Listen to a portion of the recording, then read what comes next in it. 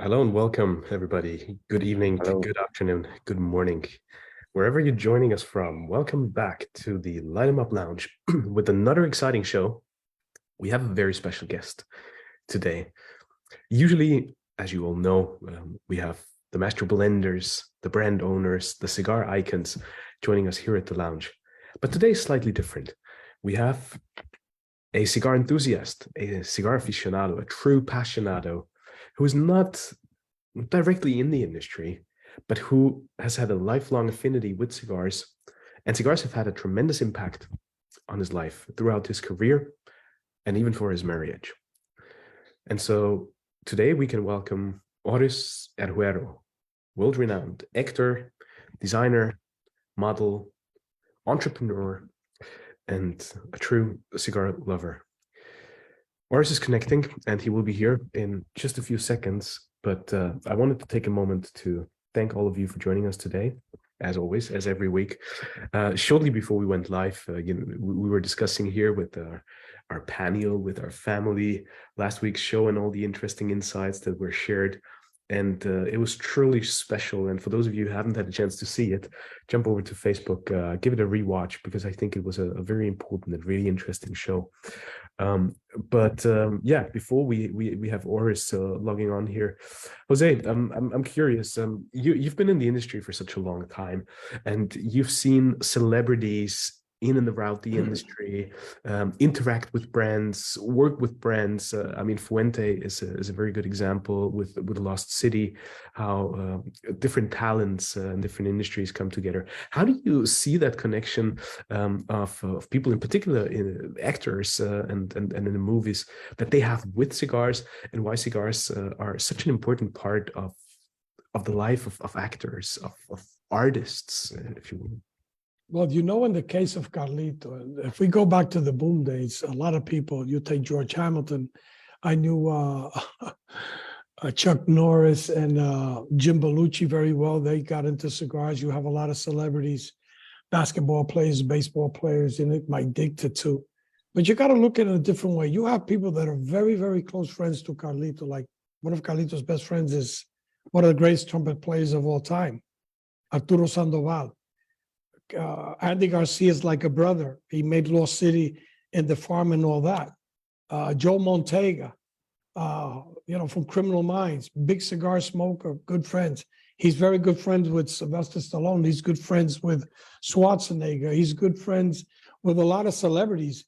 And most of these people, they see the relationship with Carlito on a basis of friendship, the foundation, and of true love for one of the greatest things in life, which is for you to be able to smoke a cigar. So it is something that a lot of people look up to, and we love to see celebrities and actors and writers and poets and VIP people enjoying a cigar, because one way or the other, things in life are aspirational. And to be associated with people like this, and basketball players and baseball players and golf players, I mean, it's a great thing. In general, do you feel that over the past years, the awareness of the art and culture around premium cigars has changed because of so many people who openly share their love and affinity for cigars? I mean, Joe Burrow is a good example, a young, enthusiastic, super successful quarterback in the NFL, always sharing his love and affinity for cigars. They always light up in celebration of another win. How do you feel that has changed the perception about premium cigars for a wider audience? Well, if you look at it, and you weren't born in those times, but if you look at Red Auerbach, who was the famous coach for the Boston Celtics, during the game, he had that cigar, and you had all these celebrities, before all the political correctness. And in the boom days, you had a lot of people who tried to pull it off. But I think now people are more conscientious, because people they're more educated. A lot of them have traveled to Cuba, Dominican Republic, Nicaragua, Honduras. They're more on shows like yours and other people who are just bringing this out. Plus, the part of the importance of social media. We didn't, in the boom days, or when I started, There was no social media. The Yeah. only thing, there was a couple of chats, the Nexus for Steve Saka, then there was Cigar Family. The magazine changed everything. But if you look at the industry as an overall, look at all the people that today have connected through platforms like yours and Coop and Eric and two guys and Abe and all the guys that are doing a great job that have met each other. Look at all these events all over the States and all over the world where people are going and interacting with, with other brothers and sisters of the leaf and just building up a friendship. You could be in an event with a banker, the CEO of an IT company, but you could be with a guy that's driving a UPS truck or the mailman or the milkman or a guy who's a tailor. There is no, you're not judged by the color of your skin. You're not judged by religious beliefs. You're not judged whether you're smoking a $5 cigar or a $50 cigar. In the cigar shop, in the cigar community, we are all equals. Amen. And here is the man, Oris Erhuero. Oris, thank you so much for joining us today. It's a pleasure to have you with us. We've been waiting for this for quite some time, and finally, we can make it happen.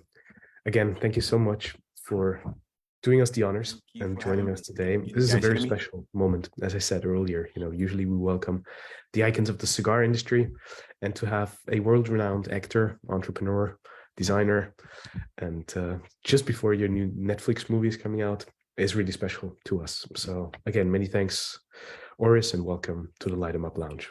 Thanks, buddy. Thank you for having me. Can you hear me? Can you hear me at all? Very well indeed. You can hear me? All right. How are you guys doing? How's it going? Excellent. Yeah. Oris, Very good. Hello. it's a wonderful moment in time and very special for us and everybody joining us today.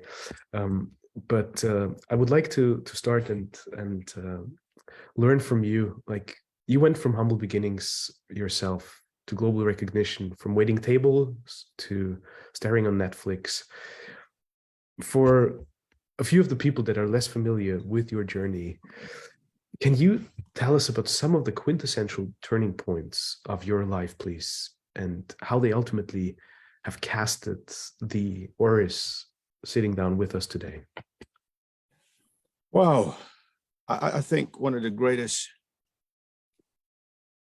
turning point in my life, I have to say, is as a young man going down a path with the greatest of intention, only to be steered into the right direction. And it has to be, I think in 93, I was shot 7 times. I went into a coma protecting someone. And coming out of that and saying to myself and having the mindset and saying, you know what, I'm going to move from New York to Miami. I am going to start life. And walking into Miami after almost a month in coma, and almost walking into that work back into life with a colostomy bag and avoiding that, and finding myself in this is something that that actually that really destroys the cigar world. Walking in during just after Hurricane Andrews and watching the whole of Florida devastated. So I'm coming in from New York saying, to hell with the music industry, to hell with all of that stuff. I don't deserve this. I'm just gonna go and start fresh, start a life, wait tables, save some money, maybe, who knows, own a bar one day. And walking into a place where everybody was so humbled, everyone helping each other. And a few months coming into that place called Miami, the Miami you see today, watching it rebuild, watching Gianni Versace knocking down a hotel to build his palace. And next to it going, wow, they're knocking down the Victor Hotel. Why? Such a beautiful place. Oh, someone's bought it. And to find out who bought it and who's, rebuilding it, and just watching my life from that moment rebuild, and enjoying life, enjoying the world of helping to rebuild. You would see people hold hands together, connect, and say, "Hey, you're gonna come down tomorrow. We need to move that tree that's in front of that store," and doing it from the heart. But just watching that era of my life and looking back, just looking back, and I remember during that time was where the whole world that I thought I was walking away from turned out the other way around. Restaurants finally open up. I've got a job that comes with living in a hotel as a waiter, being given a wine list to study, because as waiters, if you want to make money, it could be anything from you depending on how good you are, you can walk away every night 10 to 15% of your sales.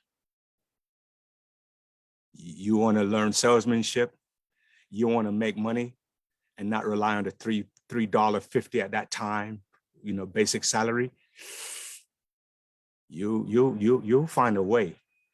And it just so happened that I had a gift. I was studying acting and never thought anything of it, but that came to tuition because I was able to memorize the wine books and all the wines in the Chardonnay region of Argentina wines and California wines, Champagne, white wines, because I needed to survive. You want to go home every night with a good $300 and up, you better go for the top of the menu. And dedicating my heart and soul to that. Because saying to myself, wow, I could really save a lot of money. I could really do this. I could, untapped. And just going from that to where I'm at and looking back and at how those moments going on 30 years have really impacted my life. Serving one of the biggest photographers in the world who said to me, you shouldn't be doing this. You should be out in Milan and Paris. Look at this body of yours. You should, come by tomorrow. If when you have time this week, I'll take a couple of pictures of you and I'll send them off to Paris and Milan. And I was laughing like, yeah, right, whatever. Here we go again. Wonderful Colombian photographer. I just remember serving him, and he just, I gave the regular sales pitch, the food of the day, the wine, the drinks in the house, what I think he should pair up, what I think he should pair up with this food or that food. He was with some very wonderful women around him. So I was just trying to do my everyday job. And he saw right through that. He said, you shouldn't be, this is not your calling. You have a bigger world. During that time, I remember a lot of clients would come in as we talk, I know this is about cigars, and they would say, hey, papi, you have any cigars on your menu? I said, no, man, we don't sell cigars. And I remember Mr. Constantine, the manager, he walked over to me and he literally pinched me. He said, whatever this clients and this customers want, you get it for them. You get out there and you run to the nearest tobacconist. And there was a couple of guys out there, Cuban guys, who were rolling, and they were making shoes and rolling cigars at the same time for sale. Again, so new to me. And I'm like, damn, I don't know this freaking cigar. I don't understand this. What they're smoking this crap for anyway? He says, if they want a house on a cake, you get them a house on a cake. I'll go back to the table and say, yes, sir, I can, whatever it is you want. He goes, okay, I want this. And as soon as I served them the food, I would just run to the back of the kitchen and Ocean Drive, cut through, First Ave, boom. Go, say, oh, okay. is a young guy, old guy? Boom, boom, boom. They'll roll something up for me. Boom, I run back. So it was just looking back how, you know, from one tragic incident to at the age of 54, shaking my head going, wow, all those intertwine. What is it about this thing? So I don't know if I answered your question, but you know, moments like this is why I enjoy smoking cigars, because you get to have conversations. You get to go to that place of reality. It's like a church. It's like you're confessing to this thing of ours. You're being honest. You're being pure. Doesn't matter how it flows. I just heard Jose Blanco. He said it very well. He said, you know, this is the one thing, and I remember saying it that night. You know, when I won the Cigar of the Year, I said, I can say one thing about cigars. The moment you light it, you are a step away from a revelation, a realization, a thought, something you never imagined. Something could spark. Something could come into your life. You never know what it is, but something could change. It could be from a guy who empties the garbage, as he just said. It could be from a shoemaker. It could be from a detective. It could be from a student who's doing a PhD. Don't matter. So yeah, to answer your question, that's the moment that's impacted my journey to where I'm at today. What a beautiful answer, Oris. And you know what really struck me is me coming from a hospitality background myself. I think something is engraved in our DNA there, and you learn it through a very simple and humble way, and that is to be of service for other people. Not in a way where, you know, some people sometimes misunderstand that when you're at a restaurant or a bar and you talk to the waiter, it's like you know, they're just there to please you and serve you, and it should always be a meeting at eye level, right? But still, it's something that you carry in your heart, where you truly care about other people and you have that serving mentality in you. And I feel like you have done that throughout your career, no matter in which profession or no matter which industry. And I firmly believe that, particularly as an actor, you have to have that same mindset and you have to approach it in the same way. Yes. Where ultimately you're serving the greater purpose of Yes. the movie, and you're serving the audience, most importantly. You know, Juan Martinez said it best when I was interviewing him for my it's funny, I like the cigar and I'm ready. Something's just kicked in. He said it best. He said, Oris, we're servants. And until we realize that we are all of us with these talents, everyone, you know, everyone on live, everyone that's on this right now, you have some talent. That's your mission. This is what I do, is my mission, whether I like it or not. From the day I was born, it's my mission. And if you're really, really sincere, somehow you will be guided. He said it best. We are servants. So I consider myself not only a servant of the art, but also a servant to those around me. My Buddhist faith has a lot to do with that, because it deals with happiness for self as well as others. So I start my day praying for the happiness of everyone around me. And that no matter what happens today, that everybody will come to a peaceful conclusion. Those who are fighting, those who are going to war. Because let me tell you something, I might have gone through stuff. I might have been very fortunate to bring 3 kids into this world, healthy children, have my ups and downs and get through it. But the person in front of me today might not be so fortunate And the least I could do is be of service to the best of my ability. So when I pray for what I want, then I also pray for what the world wants. Because let me tell you something. If the man in front of me is not happy and I come walking at him the wrong way, there's a possibility he can shake me in a way that I never see coming. But if he does, I embrace it. I understand his suffering, and I find a way to touch his life.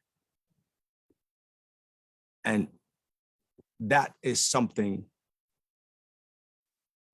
I would attract, you would attract, each and every one of us right now here would attract that kind of energy.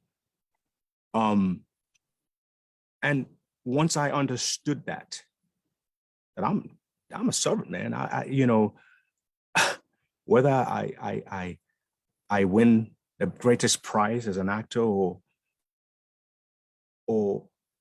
have this or that or don't have, the universe, as long as my intentions are right, my integrity is intact, things will work out. And that is one of the most beautiful things about the cigar world. Because we're dealing with, from a Buddhist perspective, we're dealing with fire, and we're dealing with nature, and we're dealing with vulnerable people such as myself, who is very comfortable in that space, sharing, listening, and learning. Because I'm with someone sometimes younger, older than us, who has stories to tell, who's also preparing us, the younger generation, for the future. And that's what it's about. It's just that. It's just, you know, I met my wife in the cigar world. I met my wife having conversations like this on a Saturday morning, a breakfast smoke with my good friend Harry. And these kinds of conversations we had struck someone, and that someone, from the kindness of their heart, said, "Have you seen anyone?" I said, "Well, I'm dating." I was honest. I'm dating. I've been married before, divorced, done with that stuff, but I'm dating. But I'm open. And that person, all of us ended up smoking cigars together, having conversations. And from that moment, wherever we were going holidays, we would pick destinations where they make cigars. so we could go taste and buy and purchase. So yeah, that's the price. That's the gift when we have the greatest of intention, whether you're rich, whether you're successful, whether you're not successful in the eyes of the people. But, we are all servants. And that, I have to forever more and more hold on to that, so. Yeah. Why do you think that the humble cigar has such a unique ability to bring people together and to unite people from all walks of life? And as you said, no matter if they're rich, poor, where they come from, their religious beliefs, the color of their skin, whatever it is. But the cigar brings people together in a way like no other product. Why is that? It's the people behind it.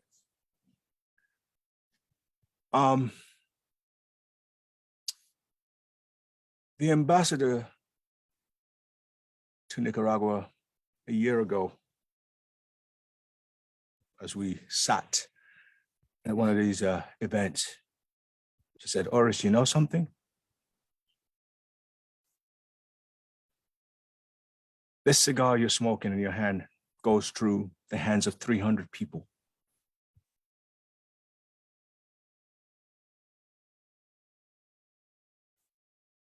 And it struck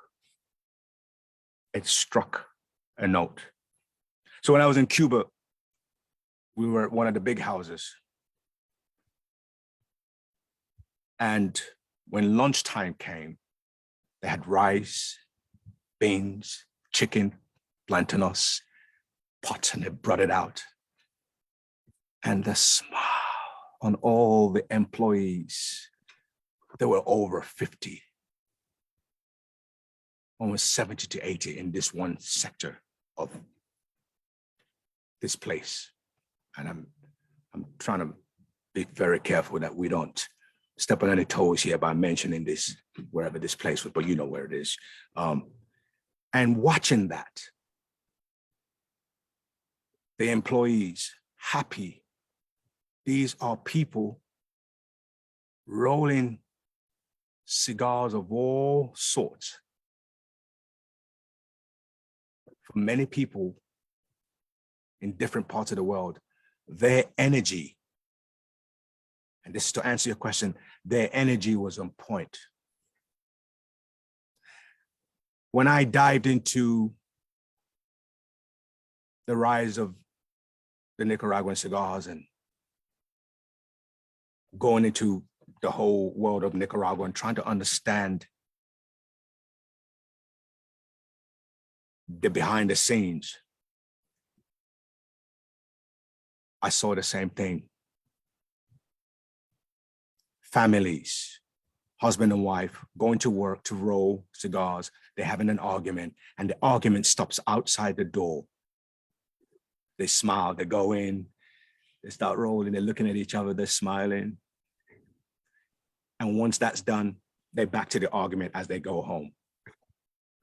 It's the people behind the cigar that makes the cigar what it is what I'm trying to get to. The people, the energy. And no matter, and I learned something from a spiritual perspective, and also as a father to children. What you think, you project to your children and your environment. These people who are rolling these cigars, that happiness, the fact that their employer takes very good care of them, that energy is projected into, you got to understand this, and human beings, this is not made by a machine. And the day machine starts making this, I guarantee you, I feel sorry for everyone. Because you would really, me included, we will all really respect hand-rolled cigars.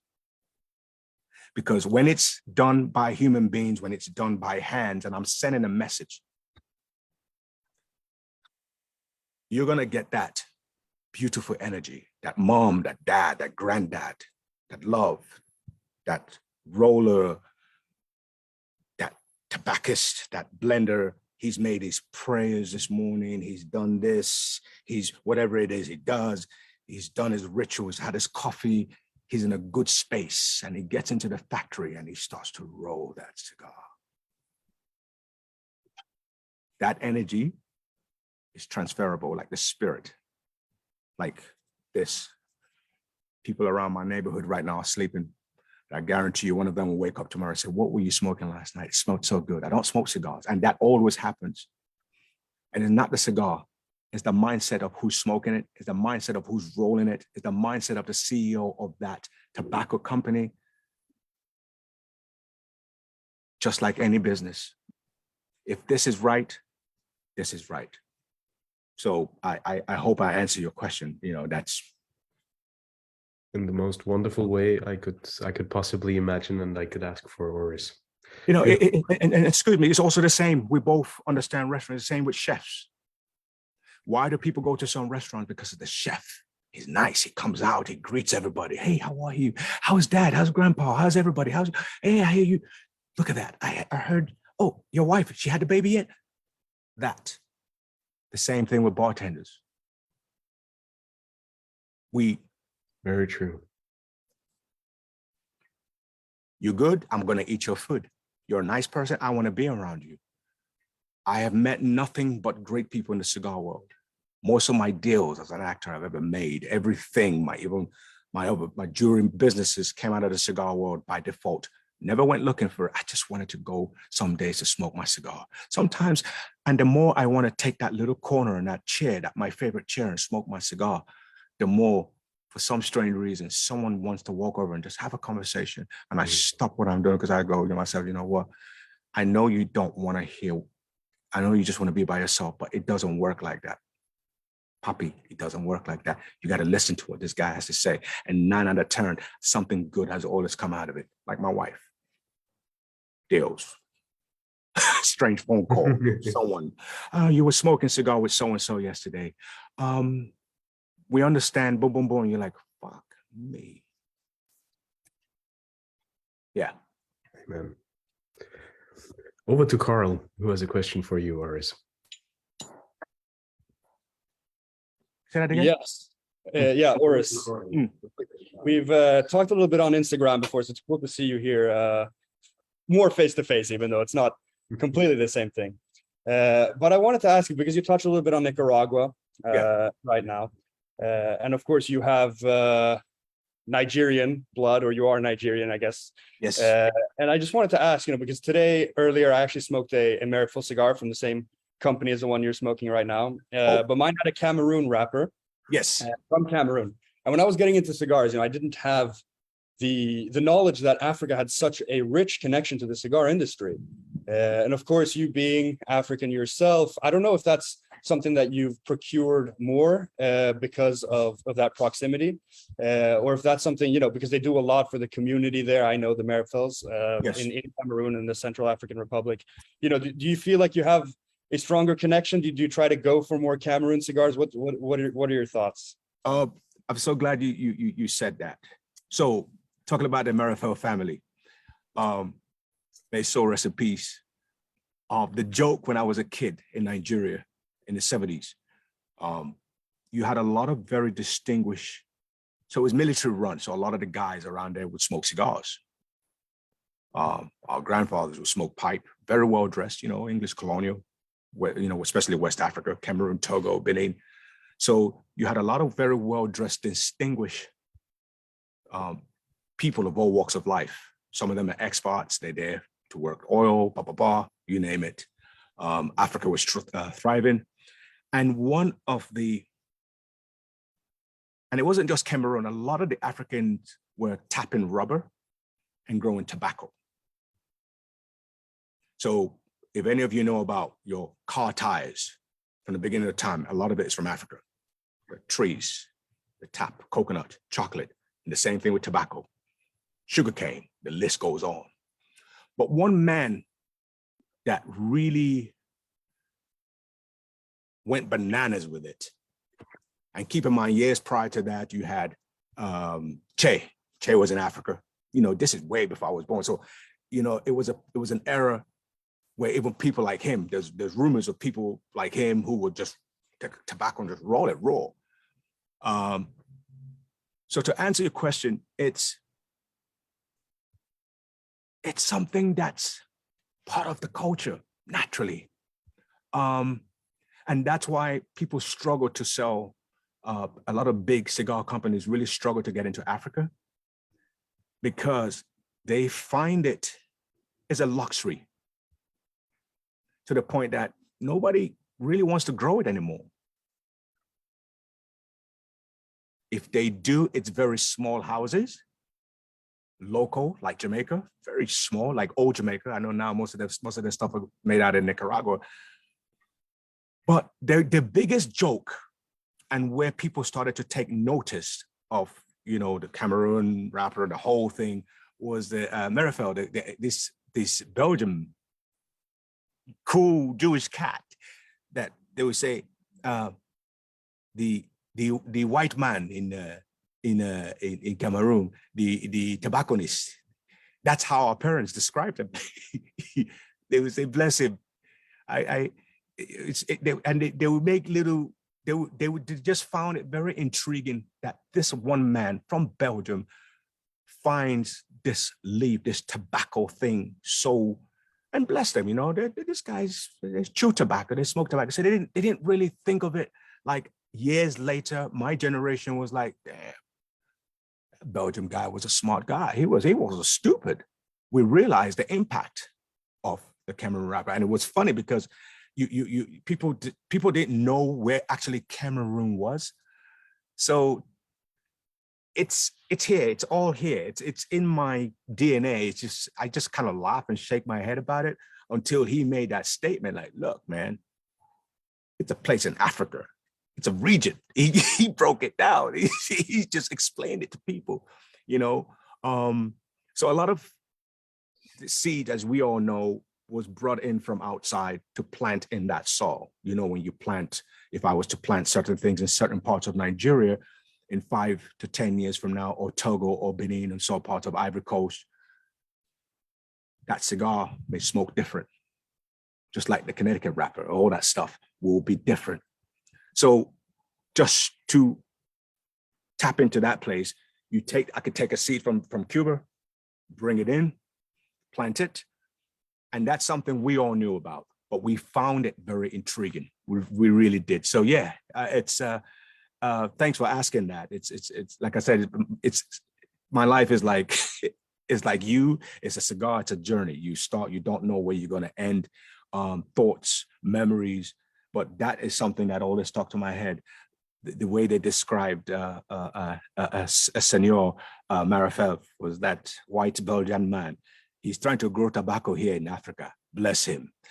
That was a joke as a kid. I didn't register until years later. You know, you see this and you go, huh? Is that the same family? And then you start digging and you see pictures and you see him with Che. You go, oh God, that's the guy. And at one point I thought he was alive.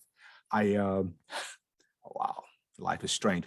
I actually dogged and reached out to his daughter, Melissa, and she gave me the news. She said, no, my father passed away a few years ago. And there was silence. And I was like, she's like, are you there? I'm like, yeah, I'm here. It's like, damn, I really wanted to interview your father because I'm in that space. You know, I'm in that space where those type of stories need to be told. You know, it ain't just about Cuba. It ain't just about this country or that country. There's other places involved that needs to be recognized. And Africa is definitely one of them, you know? So yes, thank you. Thank you for that.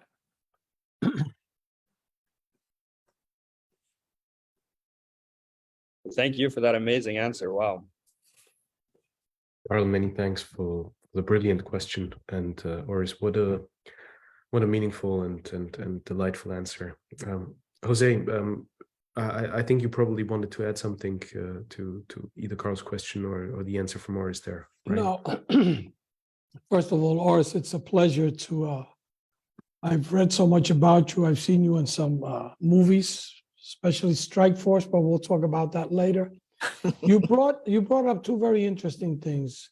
The way you saw the people in Cuba and in Nicaragua, hard workers, maybe with not a lot, sharing rice and beans and plátano and chicken, but being happy and putting love into it.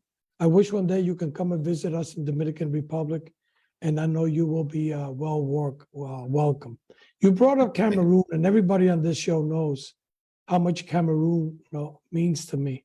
And to me today, to hear from you something that I've never heard before, that people in other parts of Africa would be referring to Rick Marifel, yes. Jeremiah's father, and Josh and Militia.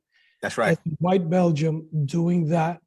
And as everybody knows, the Marifel family has dedicated so much efforts, love, and tradition to keep growing what I've considered for the last 45 years, even though I've been smoking for 57, the best rapper in the world.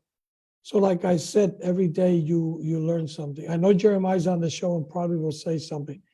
But when I knew you were going to be on the show, I'm going to go a little bit off that. If you had the opportunity, yes, sir, to do a movie with 3 people, dead or alive, smoking a cigar, yeah, who would the 3 people be?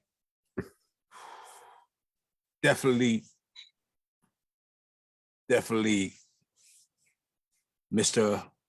Raphael, he's on that list. Wow.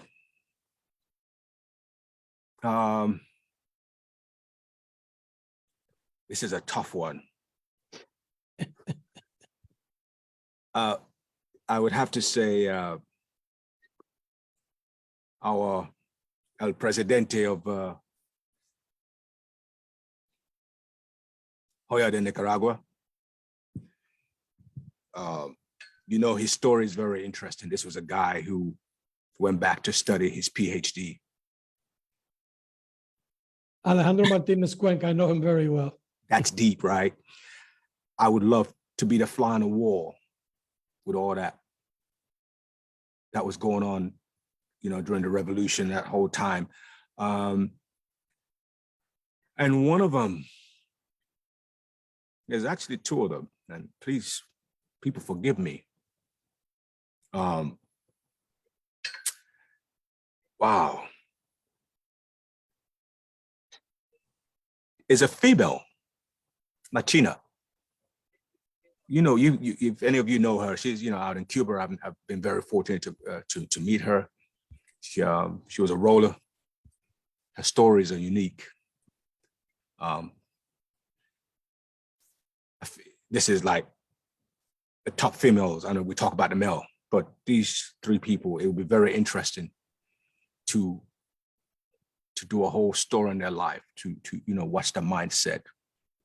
Fidel Castro, you know, they're rolling a cigar, he's checking the cigar, making sure, you know, that whole mindset of watching this roller sweating.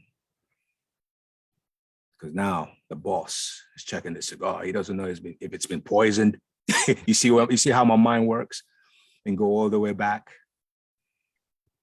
to Rick, Cameroon, him and Che, when they were sitting down. I've seen that picture, the surrounding, and take it all the way to Lumumba.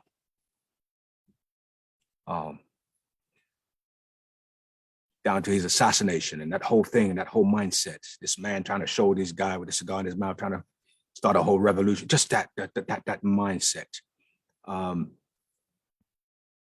And you know, Senor Martinez. That whole. So yeah, I hope I answered your three. Your three. You know, I could only because I find these people very intriguing. They are our elders. It's my elders when it comes to the cigar world. Thanks to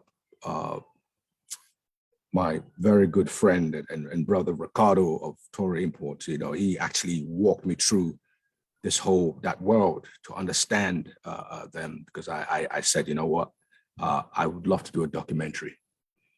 And this is my world, you know. This when it comes to visions, when it comes to understanding films, scripts, the mindset, where especially the fact that I am a love child, and I'm going to steal this from my boys from Hand Roll the Movies. I am a love child of the cigar world. You know, it looked like somebody had an affair and just left me to figure things out in the cigar world. And they drank so much rum and had so much sex that I came, and that was it. They just left me there. So I am a love child I consider myself a love child of the cigar world. Just passionate about it. I'm a fool for it. And I would do anything for a good gathering of men, women who have stories to tell over a cigar. So yeah, that's to answer your question.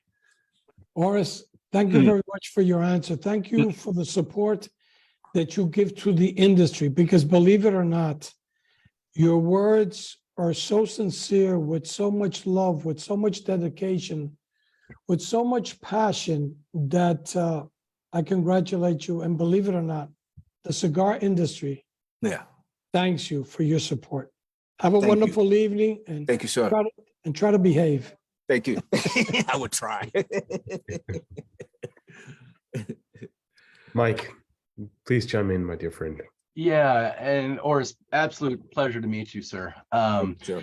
I don't have necessarily a question as much as it is a comment. So I do sales for Boveda, and I'm a former retailer, and I work directly with cigar manufacturers. And last week I was in Nicaragua, and a particular company. I was at his factory, small guy, brand owner, and I left this message in chat. But whenever I sold his cigars, I would tell people, you know, they're immaculately made. They've got a wonderful flavor. You'll never have an issue with the construction. I said, but there's something else to it that I can't quite put my finger on.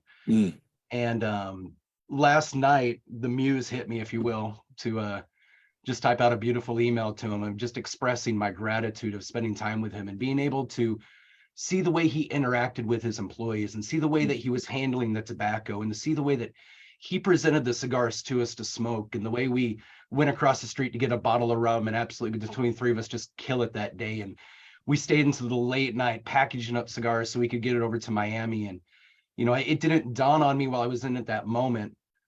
But, you know, as I was typing the email out, I reflected on it, that I'd finally found that piece of the cigar that I couldn't quite put my finger on. And just much like somebody takes an x-ray of the body, you'll never find the soul. You never find it in a medical book. But, you know, I'm a firm believer we all have it. And in the cigars, I feel like that's transferred over. And then as I finished up the call with him to answer a couple more questions based off of that email, I turned the volume back up on my speakers and I turned my camera back on. And you're talking about that same exact thing. Wow. As I bring it back on. So I've had moments like this of just pure serendipity, and call it coincidence, call it whatever you have. But I just had one of those and I just wanted to share that with you. And if there's any other examples that come to mind, I'd love to hear it, because it's something you can't put your finger on it, but I've been smoking cigars long enough to know that it's real. It's real. Thank you. Thank you. I know exactly, you know, everyone, even listening to you now, that come in contact with this thing. And you know, the painful thing about this thing of ours, this cigar, this thing of ours, this brother, sisterhood, this La Famille, this thing of ours, it really puts us in check. It's the one thing, if you have no religion, if you don't believe in anything, if you light it up, it pulls people. It just, especially if you're doing it in a very safe and healthy, respectable environment, and which is something I noticed in the cigar world. I would never smoke in the house. I would look around me. I would find a bar, a place where they have an outside, a terrace where nobody, and the hotels where they have balconies. I don't want to be the guy that will light that thing up and people just it could go two ways. So one of the things I love about the generation of cigar smokers, and that's something, it's a gentleman and a woman's and a queen-like mentality that's very natural, and you don't have to be rich to do it. It brings people together. It put things in perspective. We think, and we think deep. We're 9 out of 10, we're not easily persuaded. We really don't care what you drive, how much you make, if you are at the top of your game. All we care about as this camaraderie, this thing of ours, is, are you happy? And if you don't have a cigar, I have some. You want one? And I give you a perfect example. I converted a young man, one of the biggest YouTubers out there, by accident in Africa, from Canada. I didn't know who he was. He walked over and he called me uncle. He says, "Uncle, sorry, I didn't want to bother you. I know you're just minding your business. I've never smoked a cigar. Can you recommend me one?" So I looked at my stash and I thought, you know what? I'm not gonna give him the high quality premium stuff. And I was thinking of something that he can smoke that's nice and light, that's not gonna knock him out or hurt him. And I ordered some coffee. And he asked me, he said, "Uncle, can I ask you a question? Why do you smoke?" So I explained to him and I gave him a scenario, and this is something to do with what, Mike, what you just said. I told him what happened during the pandemic. I said, do you know how many lives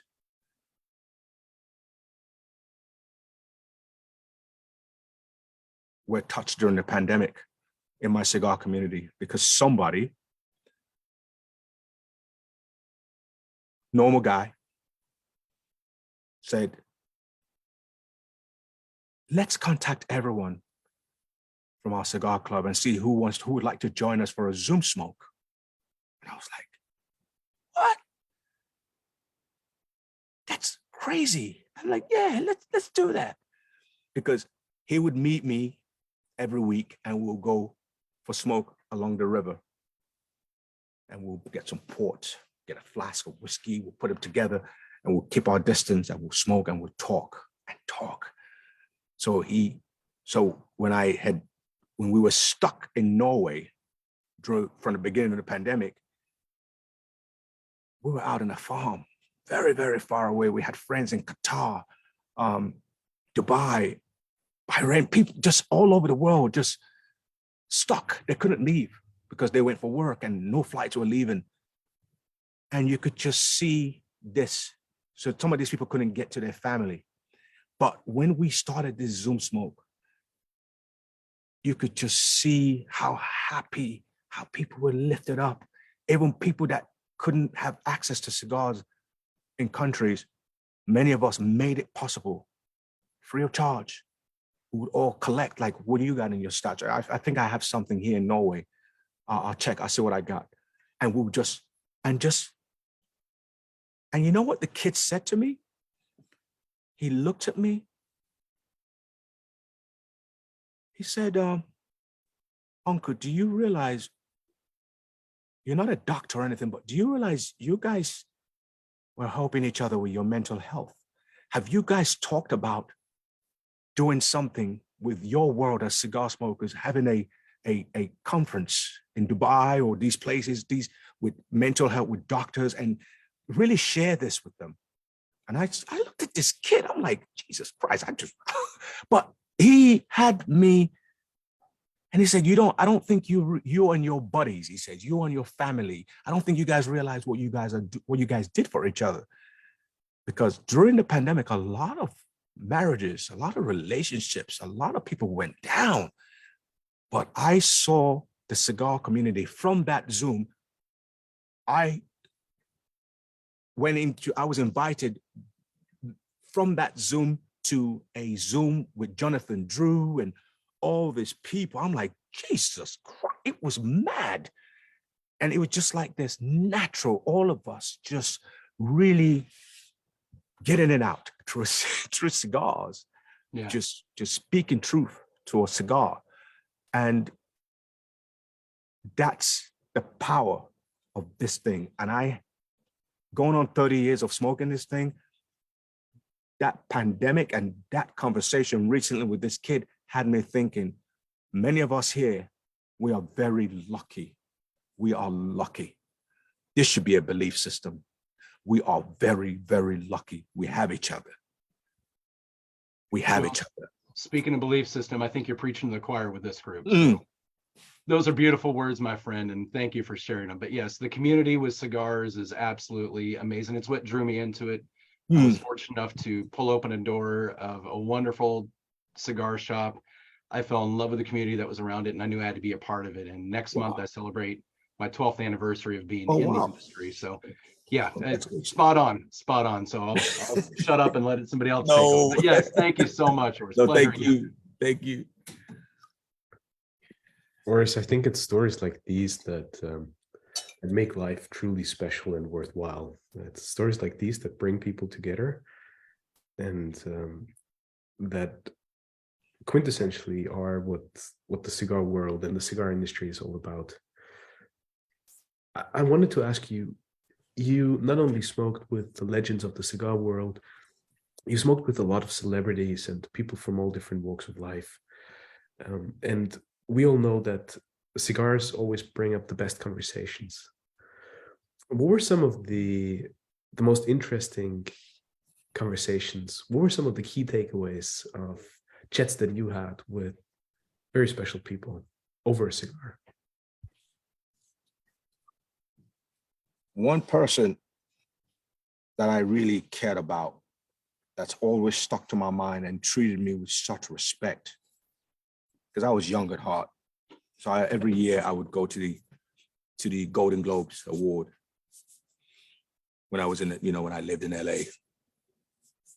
And after the film Sometimes in April, which is an HBO film, one of the beautiful things about some film companies such as HBO, when they have events, anyone that's ever worked with them get invited to it. So you get opportunities to meet everyone. Sex and the City, The Sopranos. So 3 years straight in a row, I just would stand with Gandolfini and we would smoke while they announce the winner is. And this one year, may he so rest in peace. It was just, he's such a big bear, big guy. And we would meet up, and he's every year he'd totally look around. It was just me and him standing there smoking cigars. And for some reason, we didn't care if we were allowed to smoke in there or not. I mean, you could just see some people, they didn't like it one bit. But who is gonna tell Mr. Soprano to put that out? People were just like, they were just, and I'm sitting there, I'm blowing it, he's blowing, we smoking, we laughing, we like, ha. And they had a category, and Sex and the City won that category. And he pulled the plug from this big screen, because we're in the green room watching the inside. So you have the stage, then you have the outside-ish with a tent, and we're standing there, and he went, motherfucker, just yank the TV, yank this big screen, thing comes flying down, and we just carried on like life. Carried on back into that place. So, and I have a picture with me and him, and I just when he passed away, it wasn't the same. It wasn't, I think, really, because he was someone that I looked forward to. It was someone in my PR at that time. Wonderful guy, would always, this cool Hare Krishna guy, can you believe it? This would always make sure he was there, and he would let me know, James is coming. You got some cigars, take some spares just in case he doesn't have any. You know what I mean? That type of moment. And looking forward, I think, this is 2005, 6, 7. Looking back then and now, it's different. I have that same feeling with all of you. This grandeur of wonderful people, because when I moved back to London, I was kind of lonely. I didn't have a community like LA. You had the V-Cut, you had the Grand Havana, you had all these places, the Beverly Hills. You smoke cigars. You at any given moment, everyone's in there. Joe Pets, everyone, and it's just normal, real life. No one talks about what they're doing. They're just normal people. Nobody's dropping names. We're just having fun, and we're hearing stories that only us in the cigar world can understand. Like you guys, I can't. This type of story you can't share. They don't understand that stuff. But most importantly, humbling stories. They're real people. And I during the pandemic, The Sopranos, the series, I watched over and over. Just it's just my little, it's just my little moment. Watching on my phone with a cigar. Yeah, yes, that's a someone that I would hold on to. And really protect. I just know nothing. And again, I've met some incredible people by default. Didn't know, because I started smoking in South Africa, where I first started properly, where I was introduced to the cigar culture by these Afrikaners during when during the week Mandela became president, and it was my first time there, and I was modeling, and I was about to star in a TV series, and then my life evolved. I was introduced to that world. So then going back to LA with a whole mindset, with my cigar humidor and things like that, and people start saying, "Hey, you smoke cigars?" I'm like, "Yeah, the V card on Melrose." "Oh, okay, cool." "Oh yeah, go to the Grand Havana." "Okay, cool." And by default, you just meet all these people in the industry of all walks of life.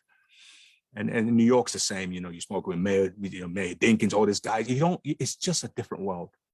It's a different world.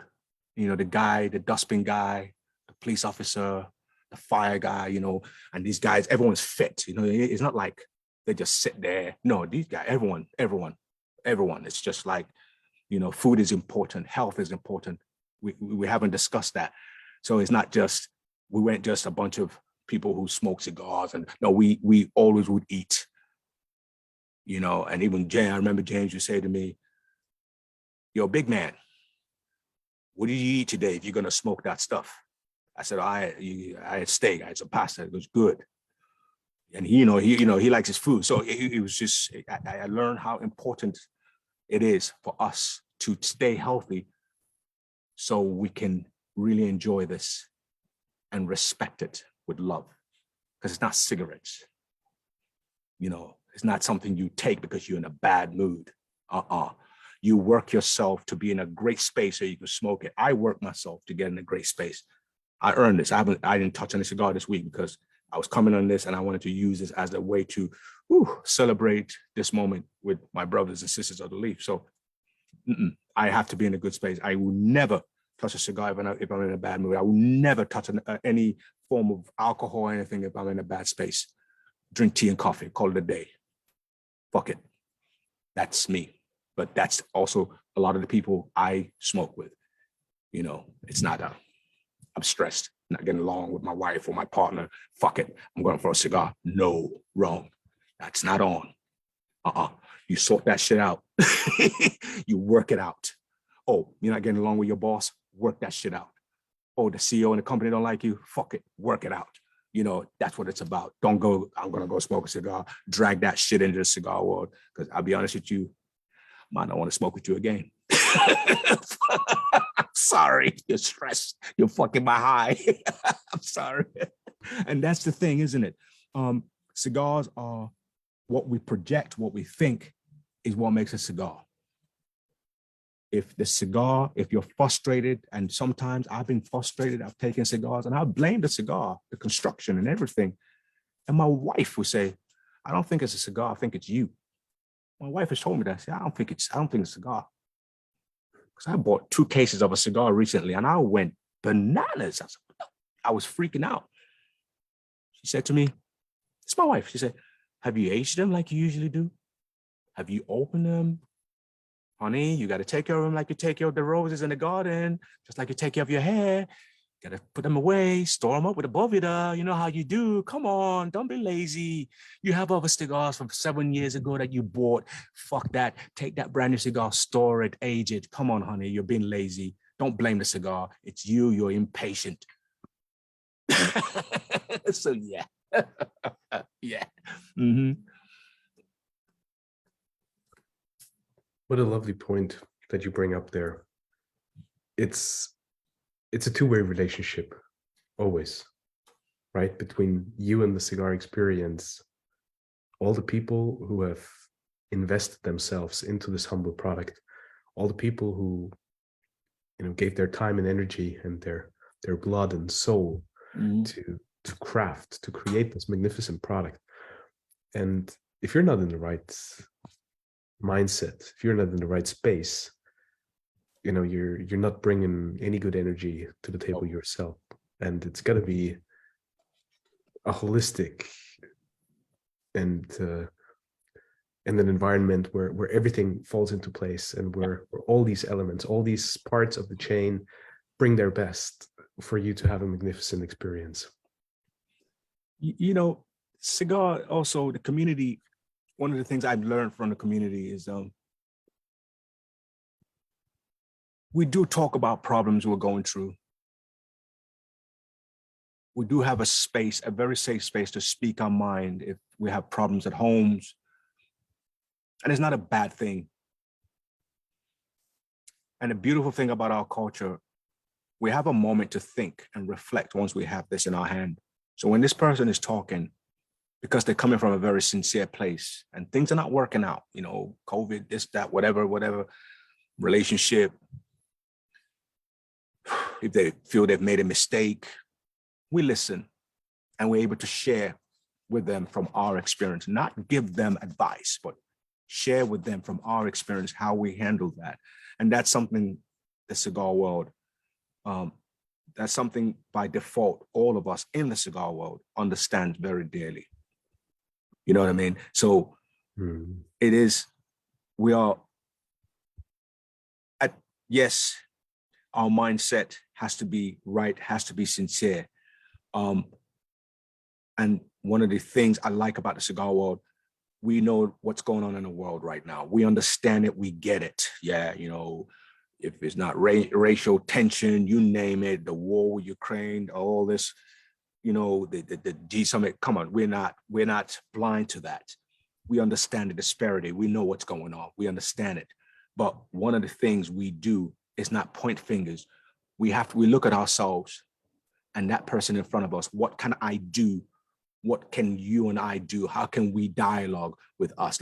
We understand that it starts from us. And that's something that's going to be very, very, very difficult moving forward. But we have to always understand it begins and ends with us. So we can't blame this cigar, that cigar, this cigar house, the war, this, the government, this, that. We can't really blame them because they are us and we are them. We have to be responsible. You are responsible for that cigar. Why is that cigar blocked? Why is it, for some strange reason, you're putting this thing inside to smoke it because it's not? You see, it's like a pipe, it's like a drain, right? You know, when we put oil down the sink in the winter, what happens? It blocks it. I should have thought about that. It's the same thing with a cigar. Why is it in certain parts of the cigar world right now, there's problems with cigars? We also have to look at the fact that the reason for that problem is the disparity. The things that's happening at the top is affecting the bottom, the country. People are stressed. So people are probably rolling that cigar because, you know what, fuck it, it's easy money.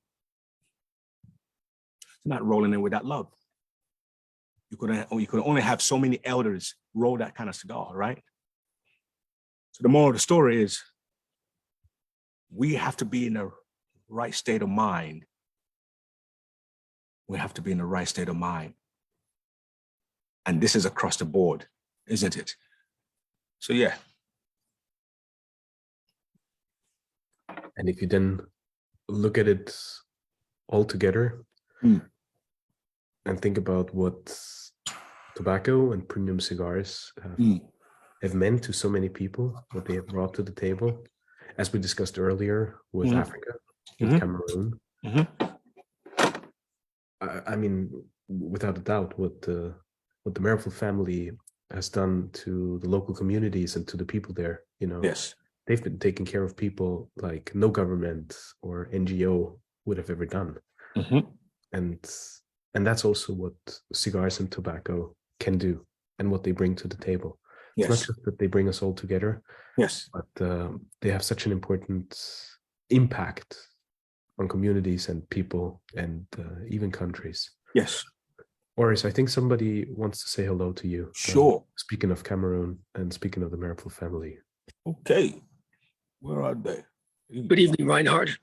Hey, good evening. Oris, it's nice to see you tonight. I wanted to make sure, even though I just walked off an airplane, but I put myself in a corner here. I wanted to make sure that I saluted you for several reasons. First of all, because you were a gentleman enough to take my little sister under your wing. And I'm eternally grateful, like any big brother or father would be, of somebody taking care of my family. Thank you, sir. But also what I heard you speak about my father and about the past generations, it warms my heart. You and everybody else on this lounge that I have a lot of affection for, and I see many of my friends here tonight. A lot of affection, because at the end of the day, this is the culmination, the biggest grace, the biggest reason why we continue fighting the fight. Yeah. Oris, our family's been doing this for 400 years. Oh.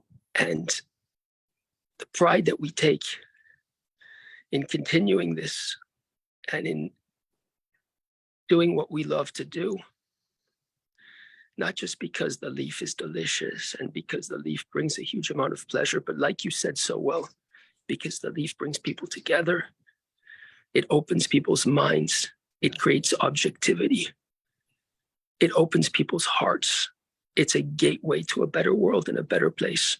Yes. And the way that you've been expressing this and the contribution which you can have, the power that you have in your hands to use this wisely is incredible. So on behalf of the entire cigar community, on behalf of our family, and on behalf of the industry, use it wisely, because great, great things can be done with it. Thank you, sir. Thank you. I really thank you, and forgive me for my ignorance, because when I reached out to your sister, I just was so excited. I said, you know what?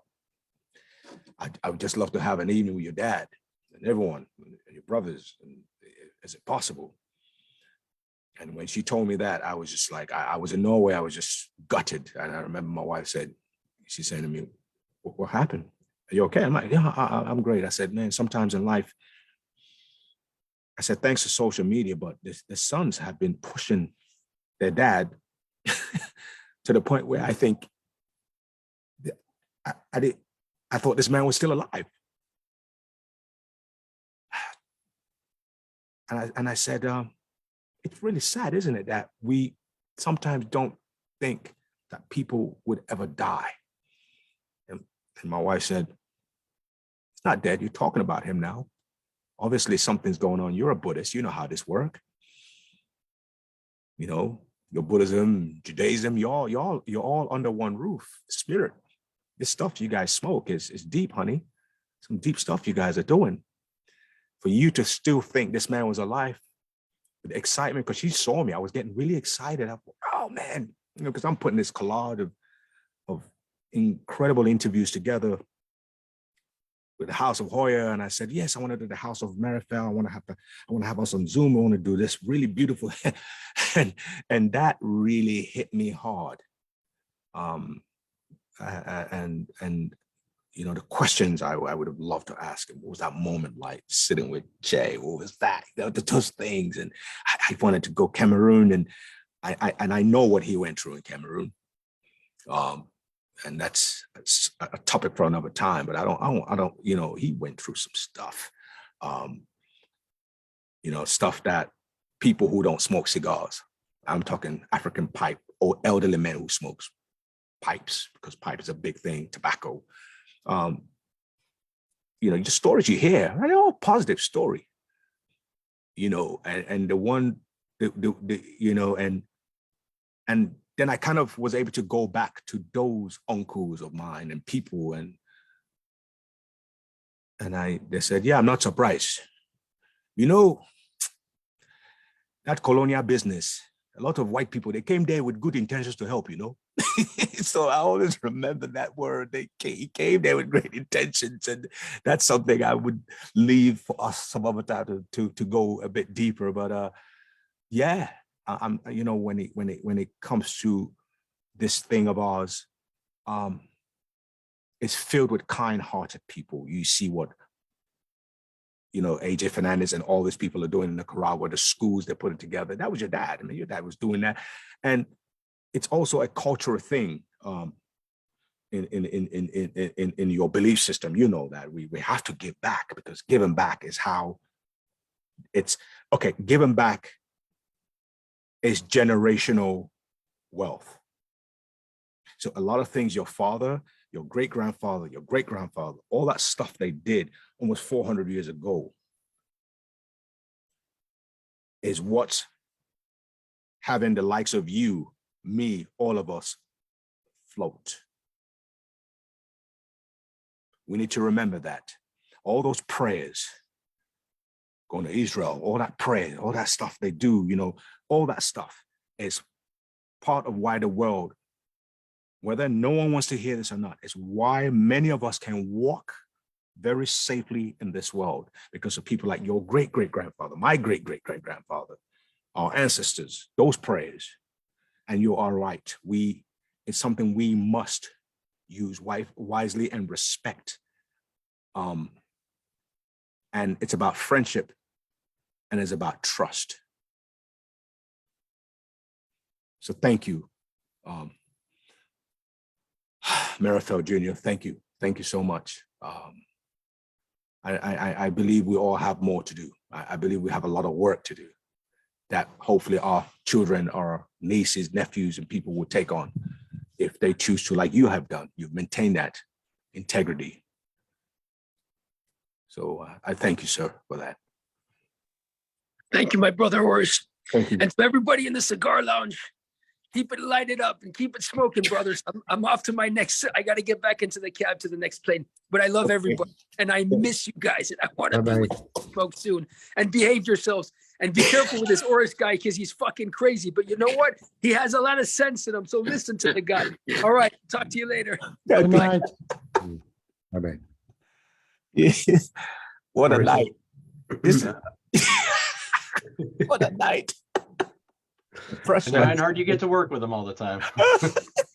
That's what happens here at the lounge. That's what brings the people together, and how we all come together, you know. And you never know who drops in, and what might happen during our Zooms here. Oris, Michael had a few thoughts for you, and Sure. a couple of comments. Michael, please chime in and make yourself heard. First of all, thank you so much for hosting this. Second of all, Oris, it's truly a pleasure to meet you, sir. Thank you, sir. We've only spoke for a few minutes, but I get the feeling you are one of the most empathetic, sympathetic, and eloquent humans I've ever met in my life. It would be my pleasure to meet you in person. Oh, you're too kind. Thank you, sir. No, I'm not too kind. It's just the truth. I'm going to start rambling a bit here. If I go too long, Reinhard, please cut me off. It's okay. Going back to what you were talking about, this cigar family, what the mafia or the Sicilians call La Cosa Nostra. Yes. Only we smoke cigars or trade cigars or give cigars away because we like to share happiness. Yes. I was going to share my cigar journey with you in the 90s. I was 30 miles west of Chicago driving for Airborne Express. And my lunchtime was from 7 to 8. Well, they opened a cigar shop in my delivery area. And I'd been smoking cigars off and on for years. And I walked in and picked out a couple and looked in the back, and here's 8 guys sitting around watching television, smoking cigars. I've got another 45 minutes. I get invited into the room. I sit down.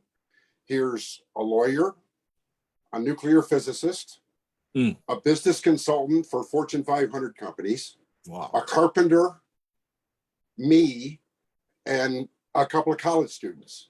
After I went there 3 times, I'm first name basis with everyone in the store. My lunch hour, I smoke 2 cigars and play a game of chess. Wow. With a nuclear physicist. How can you, in the world can you get that besides a cigar lounge? In a bar, there's confrontation. There's usually too much noise. Cigar bars they're quiet. There's conversation is the key, and the smoking goes along with it. I just wanted to affirm what you said about this Cosa Nostra thing we have. Yes. It's a family. After I moved from Chicago, I'm in Albuquerque now. I worked for 16 years at the biggest casino in the state dealing poker. I've been called names that I will not repeat.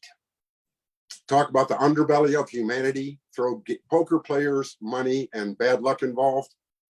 I get called some pretty bad stuff. I haven't worked since COVID started, though.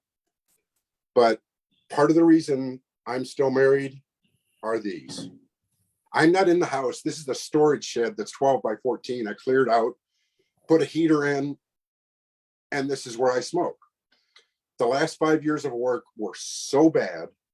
I could come home from work at 9 o'clock, say hello to my wife, dinner's on the table, excuse me, I've got to go. I would come out here, have a cigar and a beer, get on the hearth with my friends. I could go back in and be civil to her without carrying the baggage.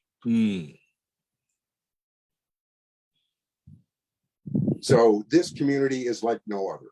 Yeah. I just wanted to affirm what you said because you said it so eloquently. Thank you, sir. Thank you. You know, you said something.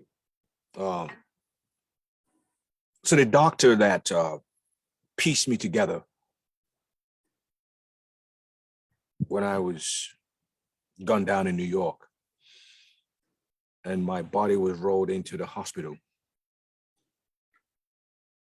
was a man just like you. Handsome? Yeah, just like you. And I could remember as I was faintly drifting away and the police officer saying, hang in there, brother.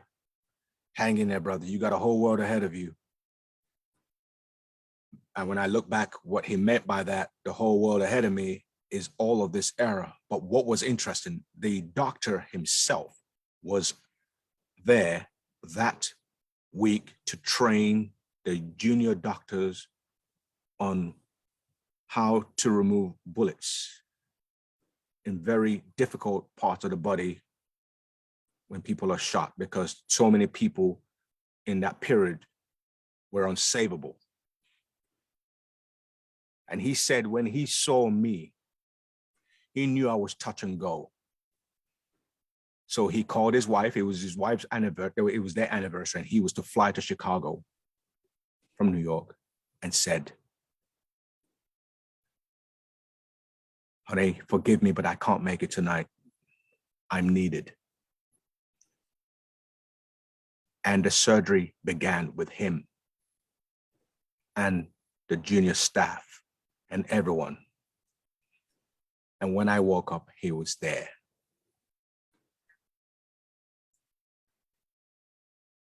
It's moments like this when I sit back and I'm smoking by myself. I reflect on it and I say to the universe, and I look at the cigar and I go, I do this, thank you. You mentioned Buddhism and your beliefs. Sorry if I interrupted. Have you done any research or heard of Joseph Campbell and the Power of Myth? No. If you get a chance, it's a rather long Bill Moyer series. I think it's 4 or 5 episodes, hour each. The gist of 10 hours of an interview with this gentleman who was a college professor who teaches philosophy, who's passed away. The gist of his thought process through all the research, all that he's done through his life, searching myths and religions and cults and everything, is that what he learned that touched me when he looks at the camera and says, every human has a right to seek their bliss. Now, the path you take to get to that bliss is your decision, but you have a right to seek it, and you should. Find out what makes you blissful and search for it with everything you have. I think you'd enjoy some of his teachings. It's very non-denominational. It's not Buddhist. It's not Christian. It's not Native. It's no one category. It's a study of all religions and myths. Wow. Please, I definitely want to look into that, because I like to, I use a lot of this time to study and read when I'm not working. Once the kids are in bed, you know, I use this moment because we don't know it all. Never will. We are going to continue to study lifetime after lifetime, and whatever we study in this lifetime and we take this lifetime only makes us more aware and naturally more of a genius type once we move into the next world, if we choose to come back. So sometimes when we meet, when we see all these people, like, damn, what a genius. How did he think of that? What a kid. Wow. Well, this kid was performing and playing Beethoven in his past life, commanding audience. And once we are reborn, we come with more knowledge. So knowledge stuff like this, I like to take on. As an actor, I realize, as an artist, as that, and before I take on a role, I always say to myself, I know somewhere in my past life, I encountered this character. Maybe I was this character. Maybe one of these persons was my dad or my great-grandfather. Please allow me to embrace you and let me tell this story. And sometimes, because these stories, you have to tell them without any ego. It's like this, right? We can't have ego when you want to do or excel in anything in life. You're gonna die a slow death. And the reason I say this, when I had to go to Rwanda, to tell the Rwanda genocide story, sometimes in April with HBO, and I'm reading the transcripts, and I'm speaking to those who participated and those who didn't participate and those who lost their wives. I met guys with 2 wedding bands. I said, man, you have 2 wedding bands? Yeah, that's my other wife. She was chopped up and flushed down the toilet, murdered in front of me. Or and you will meet some people that said, I had to do it. It was either they do it or I do it. And I remember breaking down and I was in tears, and I realized this story wasn't about me. I have a story to tell. And I need to man up and listen to the story this individual is telling me and not judge them. I came out of that movie, I didn't want to work again. Because I was like, fuck, this was hard. Because my character was the insider of the genocide. And he used the radio and his charm and his finesse to incite the violence. And I sit back today and I look at a lot of people right now, who are playing who have that power to use it well. And that scares me when it's not used right. Or simple as a police officer or a rapper who's probably sold more records than Elvis Presley. Not only that, has access to anything they want, to say the wrong word and go down the wrong path and strike a match. That scares me. And when I see these things, I'm very grateful, because it's a warning to me and everyone. Just as Marifel Jr. just said, we have this, all of us, especially in the cigar world, because this thing of ours, this thing here, somebody said it best. Marijuana, cocaine was the wrong drug to ban.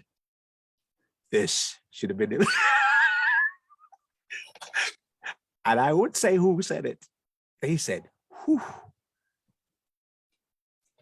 this shit, this aphrodisiac chocolate thing that we put in our mouth and we smoke in calmness can go 2 ways. For me, if I'm troubled and I need to get into a character and I'm struggling, I strike this up and I go lock myself up. and I sit there and I smoke my way through it. And Until you become that character. Yeah. Well, I just wanted to interrupt for a minute and thank you very much. Anytime you're in Albuquerque or anywhere in New Mexico, look me up. You're welcome in my home and we'll share a smoke. Thank you, sir. Thank you, sir.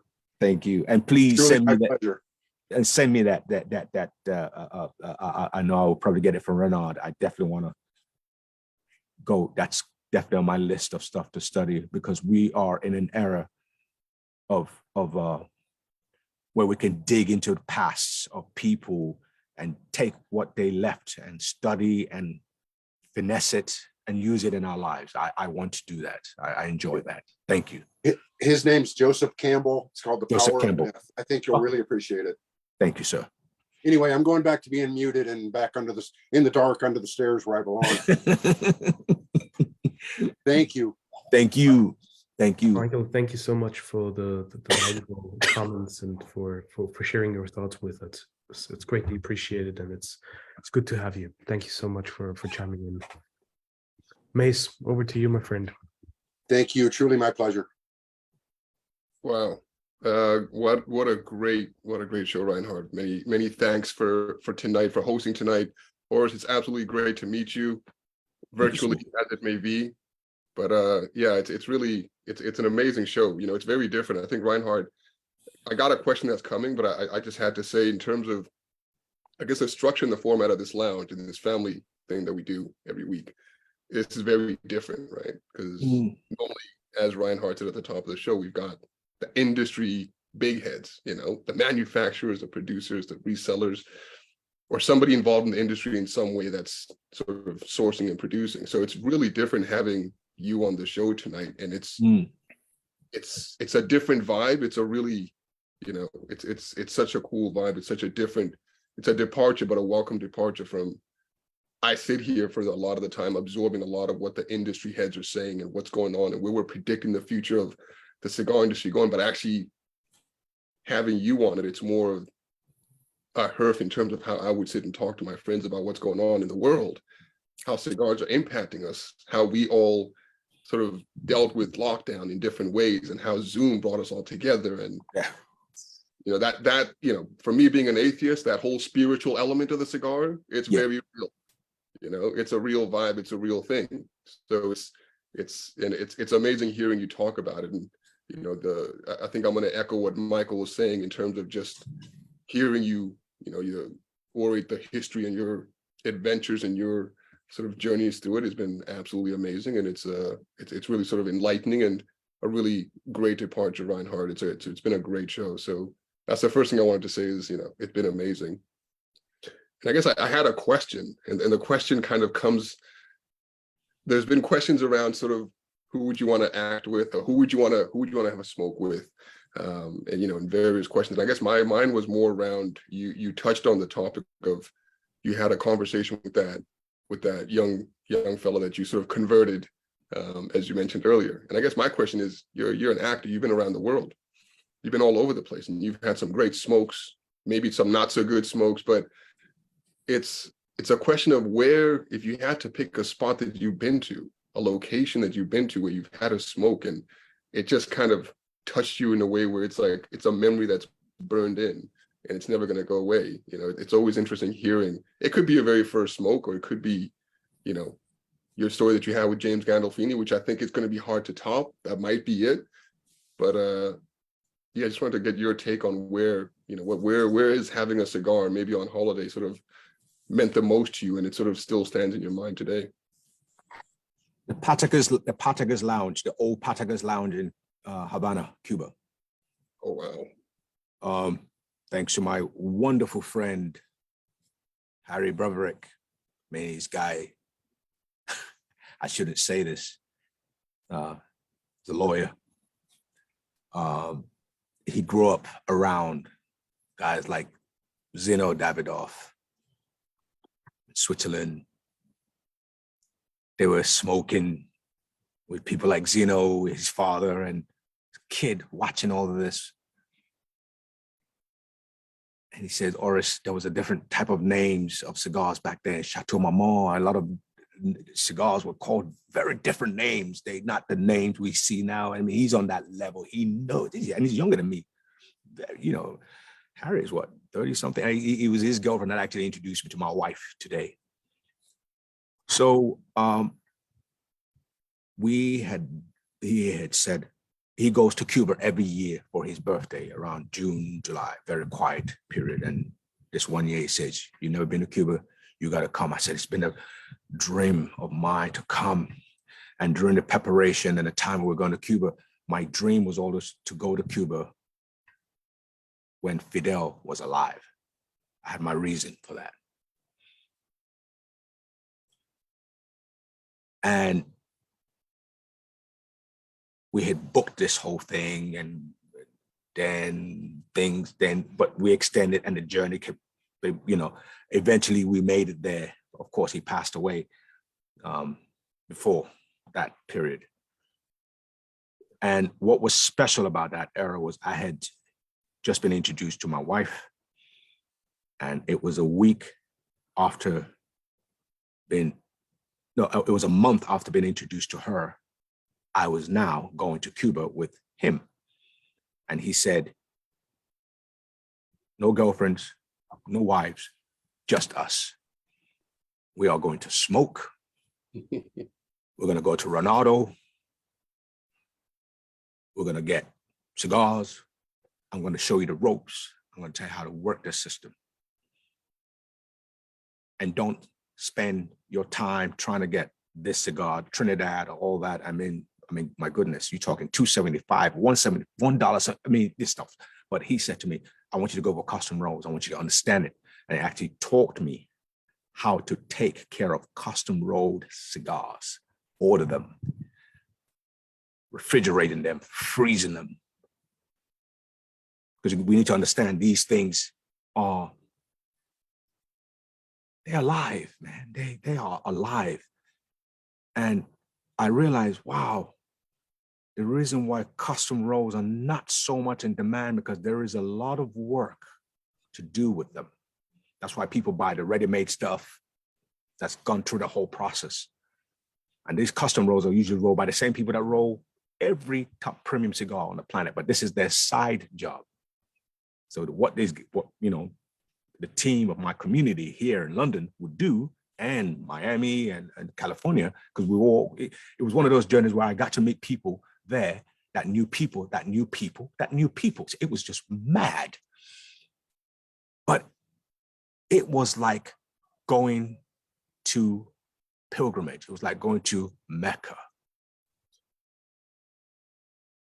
My wife said, "When you went there, I was scared." I said, "Why were you scared?" "Because I thought when you come back from the mountaintop, you might not be interested in me." And my wife, before I left, she was my girlfriend at that time, she told him, she said, "Oris likes to meditate. So whatever A, B, and B you guys have, he likes to get up in the morning for an hour, and he does his chanting and he does his meditation. Make sure he has his own room. It's very important to him." And he went point taken. He didn't tell me this until we got there. And I remember him saying, "You're going to come out of here a different person. Think about what you're about to do." He kind of could tell that I was really interested in this person. And he was taken back, like, wow. So you're not thinking of getting married again, are you? I said, "I don't know. But let's focus on the cigar move," And I remember my notebook. So I would take notes of different cigars. I would, listen to the guys at the Patagas factory and just Latina, all these incredible stories. But I just remembered every morning after breakfast, we racing to the Patagas factory to sit down, have rum, and smoke cigars. And we ran into people of all walks of life in linen shirts, T-shirts, slippers, just chilling, having a cigar in this closed environment, this lounge. You walk through the store, you go to just boom, boom. And we all would sit there. And the conversation was out of this world. A lot of these people were people who actually worked in the White House. It was their time off. It was the weirdest environment I've ever seen. And I would have to go outside to take a break from smoking. Wow. That era will forever stick to my heart.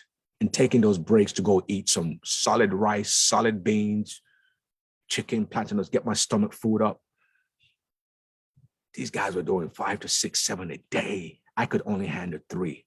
And when I had a custom roll, I had my first custom roll by Ronaldo, 60 by 70, huge. I bought a couple. I only smoke it on special occasions. Nice. It looks like a killer, but it's nice and light. Nice. And I remember bringing it back and treating it like a surgeon, like I was like a doctor, because you had gloves. You had to make sure these. I mean, these are. We came through the airport, no searches. Oh, Lord. And he said, and I just remember him going, if you go to the airport, tell him you're an actor, show him your Instagram, just show them, let them know that, they know you're not, that it's gifts. But the moral of the story is, and to answer your question, that moment was my pilgrimage. And I came back from that trip, being a strictly Cuban cigar, exploring other cigars. Not only did I came back from that trip, and I got engaged to my lady, which blew everyone away because I got engaged to her in front of my cigar community. We have a place in London called the Soho Whiskey and Cigar Joint. I'm outstanding member there. So I did it there as a tribute to him, to Harry, to his woman, to all my friends who were there from the beginning, who supported me on my journey, and to Cuba. And when the head of Patagas factory came to London, they came to my place to eat. My wife and I cooked. I remember Harry saying, hey, easy on the spice, he doesn't like this. And this guy came with cigars, gift for everyone. How kind was that? Amazing. But I came back from that trip and I ventured into Dominican Republic. Because my wife said, our honeymoon, our pre-honeymoon, we're going to Dominican Republic. I found this cigar factory over there, we're going to go visit them. And I looked at my wife, I was like, oh yeah, we're going to grow old together. And here I am, 2 kids later. My point of this is, thanks to her, thanks to Cuba, I was encouraged to explore the rest of the market. They pushed me because they could see where I was going and they were worried. It's like, no, you have to explore. You, Oris, these are the female Latino. Oh, they say, Oris, you're a light, you are a very happy man. You have to don't be in a cage, when you go back, try other things, try other cigars. And so it will forever. And that's why I have this love story when people say, oh, and I'm guilty sometimes of it. The inconsistency of Cuban cigars, I go, not really, guys. Because you know what? Some of those cigars are still in my storage today. I can only touch them on special occasion, or if I like you so much for your birthday, I would wrap it up and put it in a nice glass tube. I put a ribbon around it, deliver it as a gift. We don't sell. Okay. I'm sorry, we don't sell cigars. That's cheap. We don't sell cigars, but we give them as gift. So yeah, that trip to Cuba, I have to say, will forever be at the back of my head. And the same people organized the trip to go to the Cohiba factory. Patagas, making phone calls, saying we have this kids in town. We don't know if we can take visitors, and they made it impossible. We were going to places we shouldn't have gone to. But the moral of the story is, it's such a Cuba made me realize love, not only love for the culture, but as a tight-knit community. And what I learned was my cousins, they would say, this is them. My cousins, my uncle moved to Nicaragua the Camacho, everything was just coming in. I was like, oh my, they left during the, during the embargo, during the whole, they moved, some escape, and they are in Costa Rica, they're here, they're there, they're in Mexico. I'm like, what? And it was an education. It was a school. It was a university. For me, it was a university. This guy, he lives in Miami now. He works for Rocky Patel. I mean, who the fuck is Rocky Patel? You don't know Rocky Patel? Oh, you know who worked for him? Boom, boom, boom, boom, boom, boom, boom. So yeah, Cuba was the university. Was for me, I call it the University of Smoke. Amazing. Humbling university, very humbling university. It wasn't a trip for me to go on a beach and lounge. It was a trip where I learned a lot. I learned a lot of the cigar culture. The fact that it wasn't about money for these guys. So yeah, sorry to Mace. I was being selfish and asking that question because I was hoping for that kind of a full-on story, because that's exactly why I asked the question. So I'm really glad, and I really appreciate you taking the time to explain that, because everyone's got their story. Everyone's got that special moment, that special cigar that might not be so special, as you say, a custom roll, but the environment, the people, the location, everything was just on point. So that's amazing. I really appreciate that. And I guess two final things. One thing is just, as you're in and around London, it'd be great to catch up with you and sort of absolutely. Person. So I'll definitely sort of hit you up on Instagram and just sort of see you around. But then the second question and the final one, then I'll leave everybody else to ask their questions, is being in the film industry and that world. You've seen a lot of the collaborations, and I wanted to get your take on it. Just what's your take on some of these celebs who are doing collaborations, and do you think there should be, just what's your take? Should it be happening? Should it actually be a case of, look, you don't really smoke cigars, why are you doing it? Or really mind? Or I'll be honest with you, it's annoying. It's really annoying. And you know what?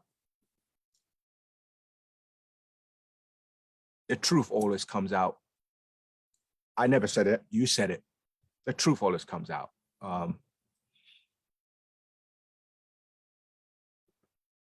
You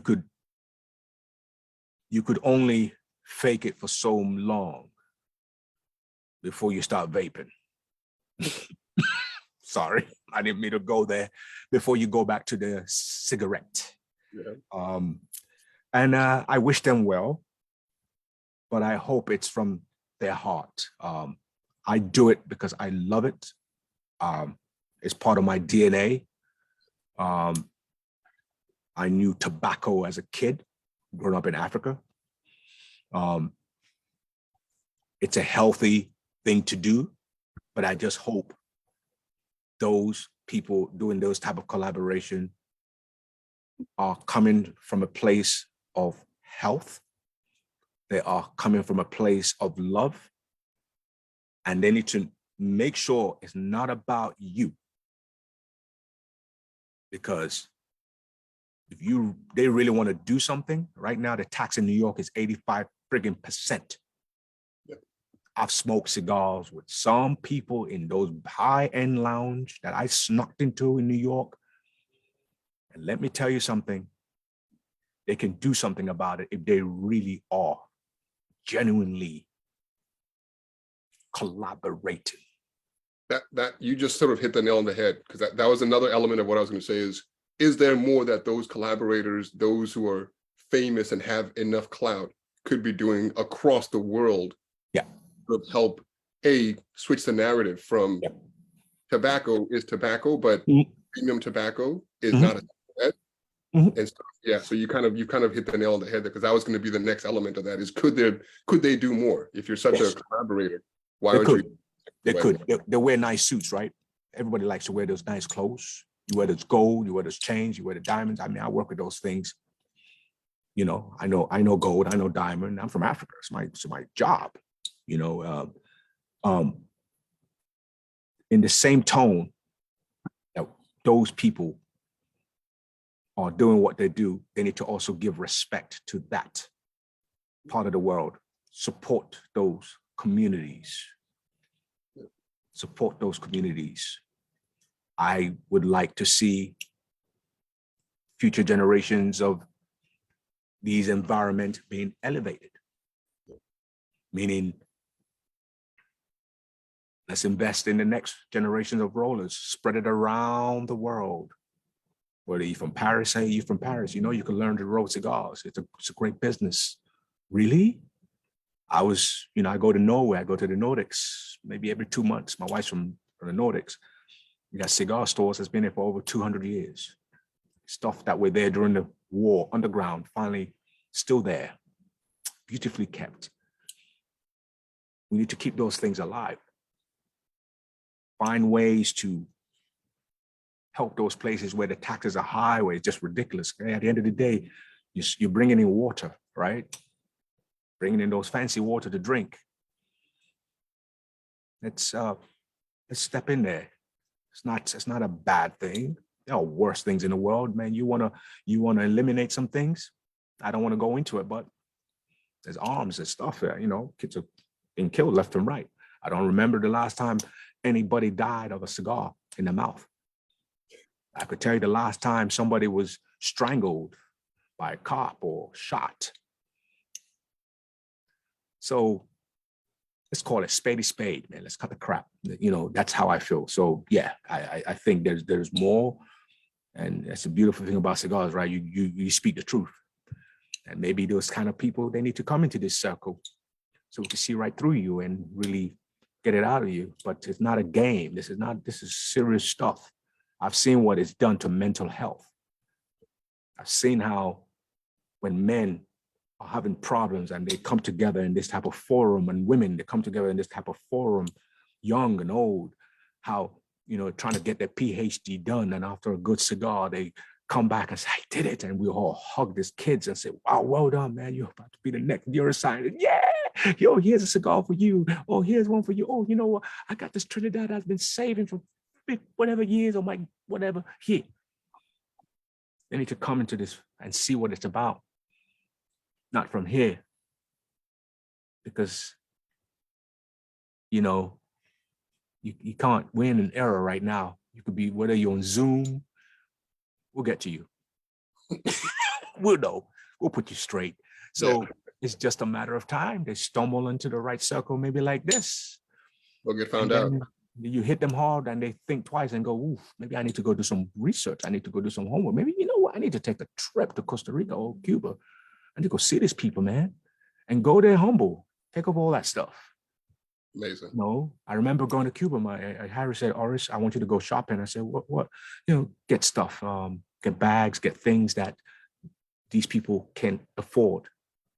So half of our suitcase was piled up with bags and beautiful things for the women, and we were just giving them out at the factory, just giving them out. I didn't think about that.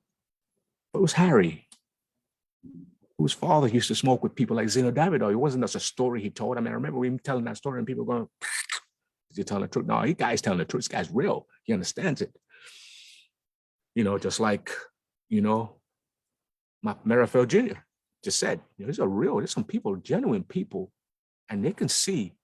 And I've been very fortunate because I've always been embraced by the cigar community. And if a lot of people in the workforces like Wall Street, I've met a lot of people in the cigar communities who used to work on Wall Street. They quit just hanging out this type of group. They quit Wall Street. I know 2 young cigar manufacturers, you know, in Switzerland.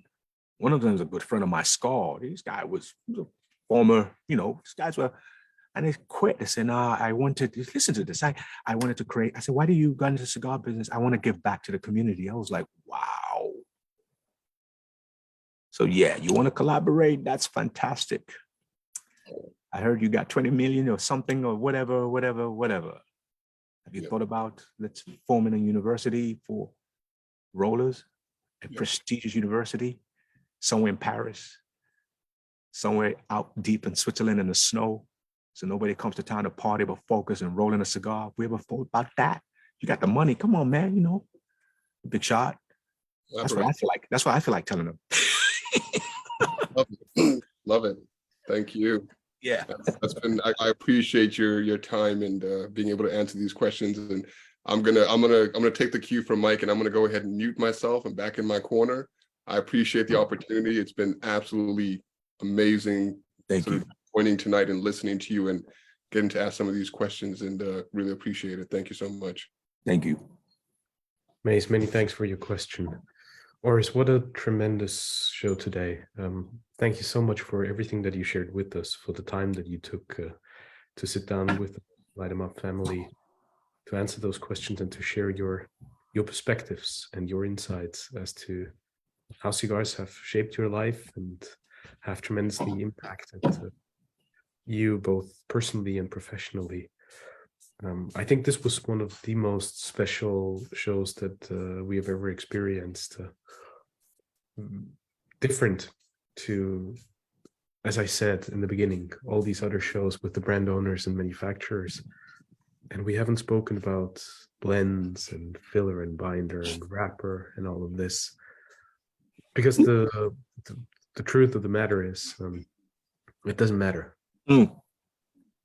Because there's this very special moment when we all sit down, take out the cigar, we cut it or rip the little cap apart with their fingernails, light it up, sit down and enjoy and share these precious moments over a great conversation, a good glass of whatever you fancy. But I think you have given all of us, everybody watching and everybody in the future who's going to rewatch this, you've given all of us an incredible idea of what cigars can truly do and what they truly mean. And for that, I'm eternally grateful. And Thank you.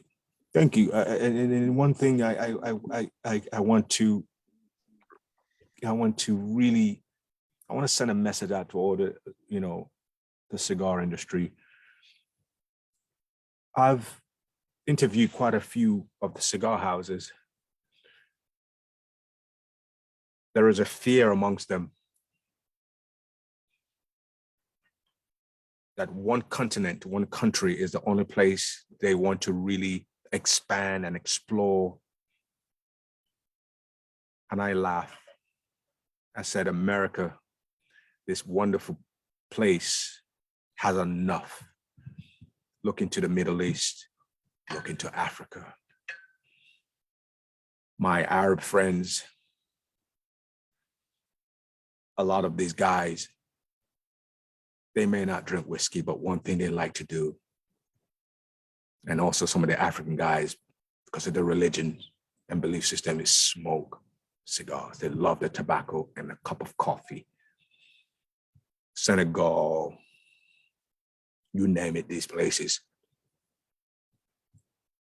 Because I'm always taking cigars wherever I travel, and most of the time I come back empty. I just share it, just love it. So most of the stuff I get gifted, I gift it back. And I see there's a big hole there. If it's money that you want to make, and I know they say, well, Oris, the Middle East and Africa, God, they're such difficult people. No, sit with them. Talk to them. Don't come with a truckload trying to sell them. Or I hear the other day someone saying, God, I've been trying to get there, get to that place, that country for 2 years. Oris, do you know anyone in that country? And I go, have you gone there and spent a month with them? And they, but time, I'm busy. No. Stop right there. You do the PCA, you go to all this event every year. Have you gone to this place? Why don't we go organize an event in Serengeti? They have the US Embassy there. They have all these embassies. Bring those people, come together, introduce it, talk to them, spend time, have a dialogue, and you'll be surprised. It's a worldwide phenomenon is what I'm trying to say. Because the New World cigar right now, I can say one thing about the New World cigar. And what is the New World cigar? Cigars under 100 years, right? Maybe more, maybe less. These are the world of that world itself, or Oliver, you name it, who have revamped and come back to life. The competition is stiff. They don't have room to make bad cigars. Their life, their savings are on the line. When you hear the story of Jonathan Drew and all these people, Nick from Foundation, when you hear the story, you almost want to cry. It's like, what the fuck?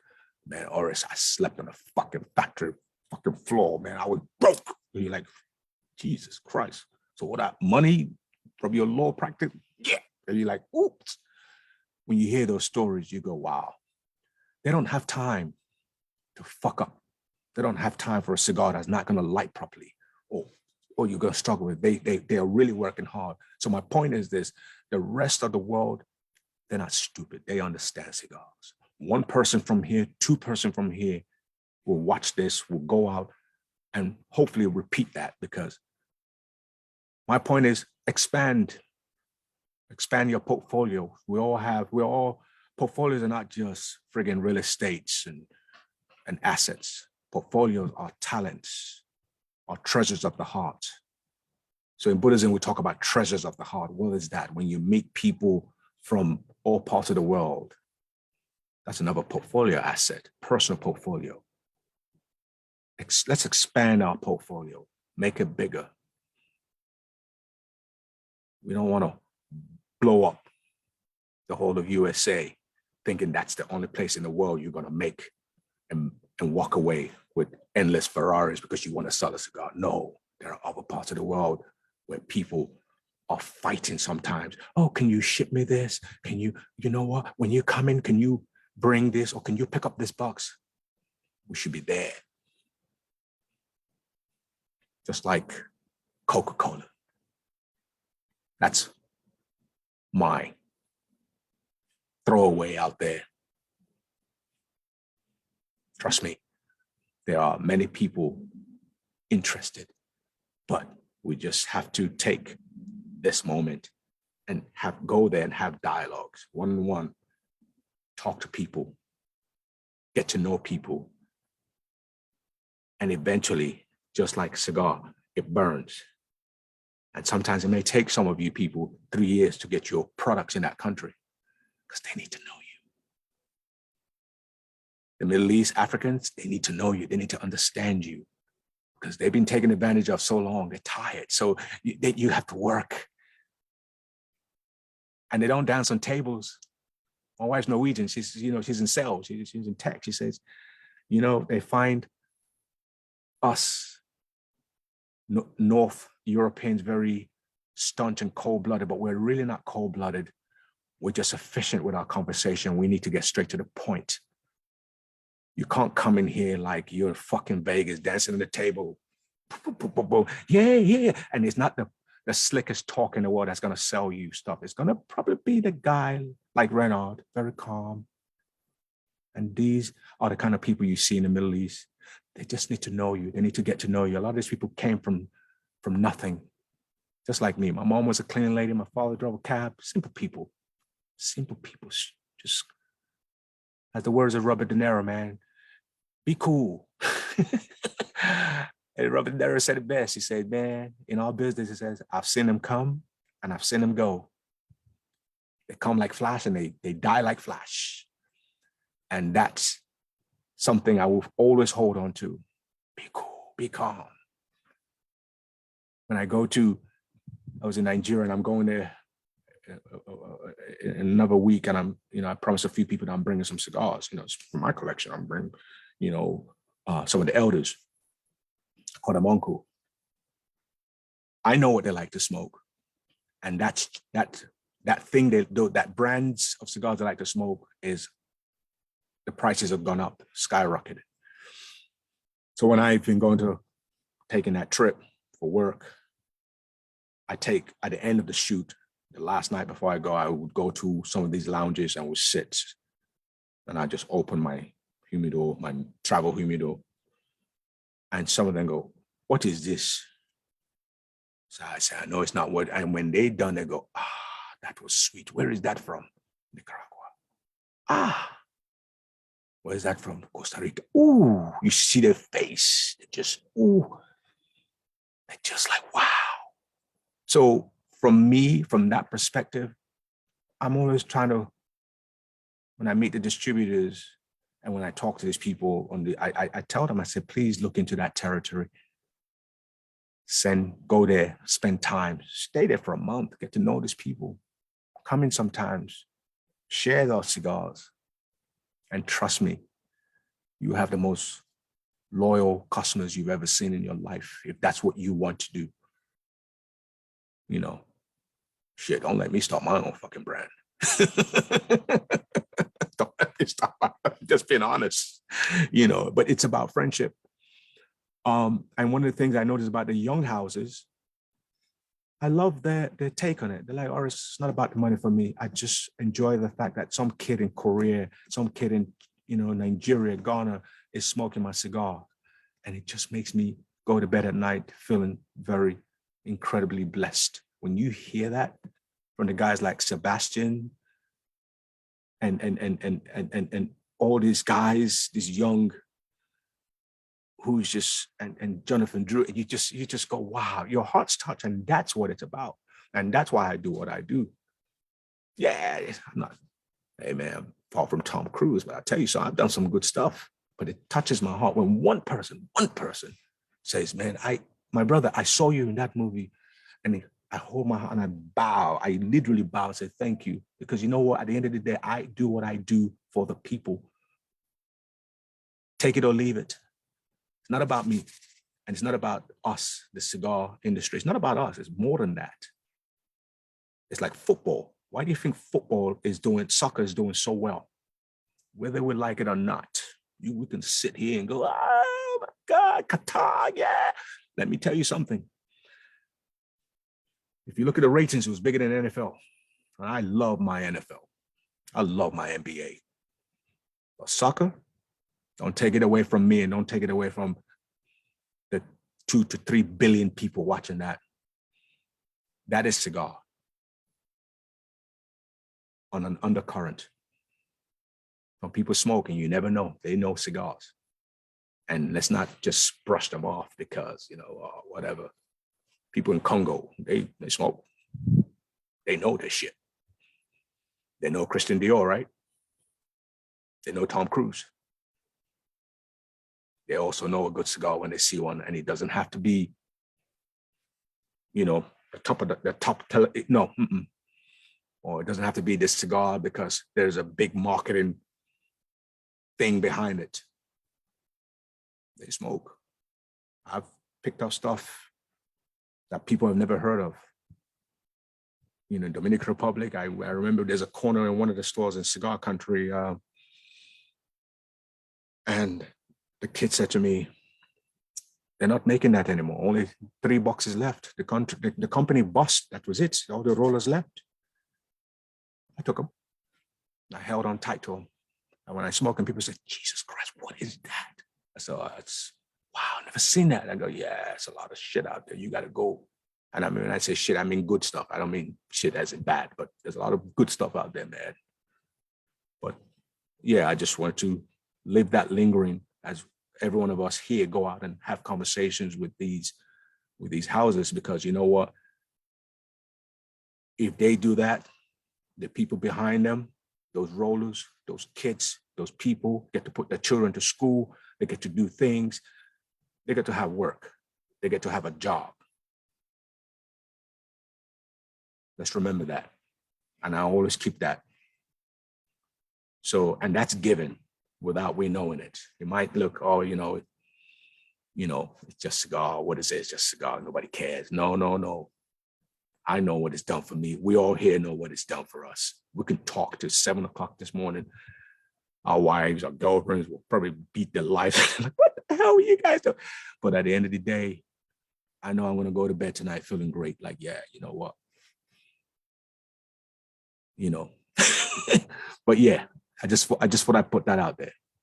Amazing. Oris, thank you so much. It was a tremendous pleasure. And I wish you nothing but the very best to you, your family, your beloved ones, for the new Netflix movie coming out in, I think, a week's time or 2 weeks' time, probably. Yeah. Best of success for that. Thank you. For everything that's in store for you. I can't wait to come and share a cigar with you in person. And thank you. Again, what a pleasure it has been to have you at the Light 'em Up Lounge today. Thank you. Thank you. And thank you for, Bernard, thank you so much for all your support. This is my first time on this, and I want to thank you. This is like super Uber lounge. That means anyone from anywhere in the world could just click on. And thank you for what you're doing. Thank you for giving us that safe, humble space for us to talk. And there's none of us here talking about what we do for a living. I love it. And that's the thing, isn't it? My father told me one thing. He said, son, never use this talent you have to get a chick. You said to me, my father said, I couldn't believe it. He said, so when I met my wife and when I met a lot of people and they said, what do you do? If you ever meet my wife, she would say, he told me he designs shoes and jewelry. It was only 2 weeks into the relationship, she went and Googled me and said, I used to watch you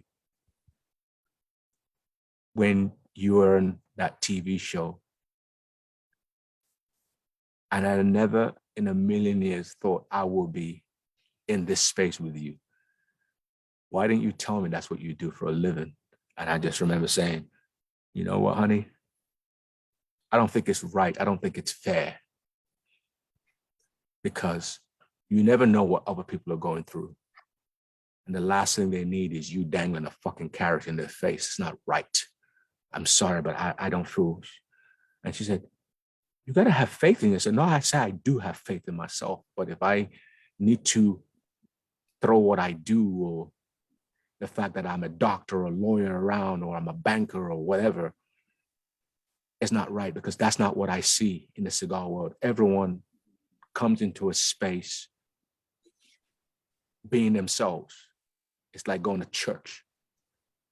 You humble yourself, you smoke your cigar, you shut up and you get the fuck out of it and you go home and you go back to the grind. And I'm a firm believer of that. So I don't care. I've never been the guy that, look at what other people are doing and go, oh, I should have been in that movie. God, I always wanted to work with that. Nah. People say, who would you like to star alongside with? Who would be the actor you want to work with? I want to work with anyone that's friggin' good. I want to work with a good person.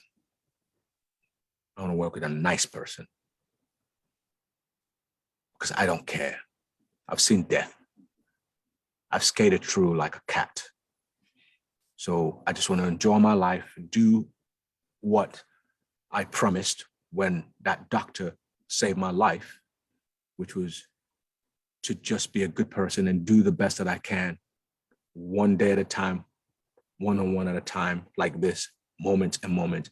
And going on 30 years, I've kept that promise. And I thank you because you are that. I see you. You're a good soul. I know. There's such a humble spirit, very kind. I remember reaching out to you during Christmas.